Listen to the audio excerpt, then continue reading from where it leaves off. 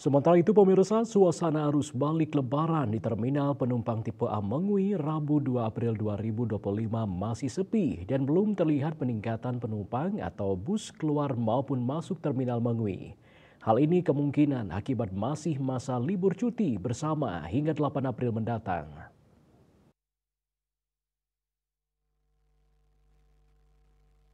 Masih panjangnya liburan cuti bersama menjadi salah satu alasan pemudik belum balik ke rantau lantaran masih menikmati momen libur lebaran. Anggota Posko BPTD kelas 2 Bali, Karisa mengatakan, hasil dari pantauan di Posko BPTD kelas 2 Bali pergerakan arus balik kendaraan angkutan lebaran tahun 2025 pada tanggal 1 hingga 2 April 2025 belum ada peningkatan yang signifikan.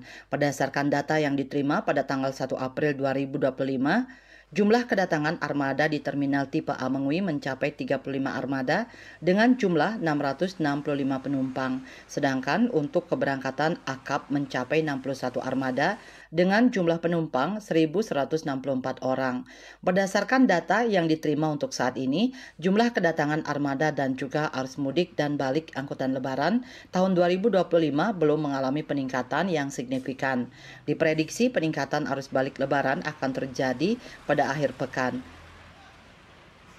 Sejauh ini, berdasarkan dari hasil yang kami pantau, untuk pergerakan arus balik kendaraan angkutan lebaran tahun 2025 pada tanggal 1 April 2025 hingga tanggal 2 April 2025 belum terlihat adanya peningkatan yang signifikan.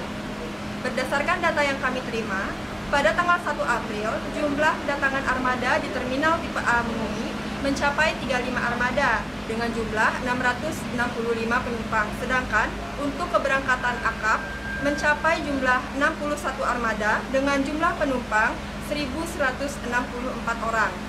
Berdasarkan data yang kami terima, untuk saat ini jumlah kedatangan armada dan juga arus mudik dan balik angkutan lebaran tahun 2025 belum terjadi peningkatan yang signifikan.